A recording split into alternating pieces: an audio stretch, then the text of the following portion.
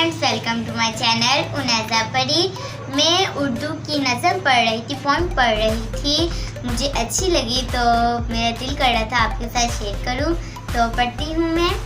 नेक बनो नेकी फैलाओ, नेक बनो नेकी फैलाओ। नज़म है। सच बोलो सच्चे कहलाओ, सच की सबको रेस दिलाओ। जब औरों को राह बताओ, खुद रास्ते पर तुम आ जाओ।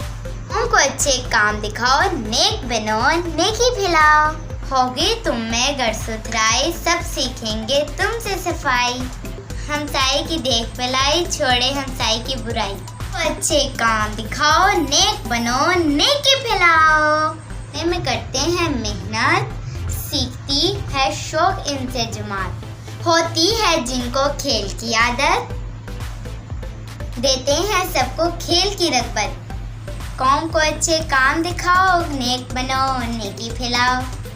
मेहनत करके जो है कमाते, सबको मेहनत वो है सिखाते। जो नहीं हाथ और पाँव हिलाते, सबको अपाहज वो है बनाते। कौम को अच्छे काम दिखाओ, नेक बनो नेकी फैलाओ। नज़म पढ़ी, अगर आपको अच्छी लगे तो प्लीज़ कमेंट पे बताएं कि आपको कैसी लगी आज की मेरी नज़म। आपको सीखने में भी मिला है, मुझे बहुत मज़े की पोएम है। आपको मेरी अच्छी लगी तो प्लीज़ मेरे चैनल को लाइक, सब्सक्राइब एंड शेयर कीजिएगा।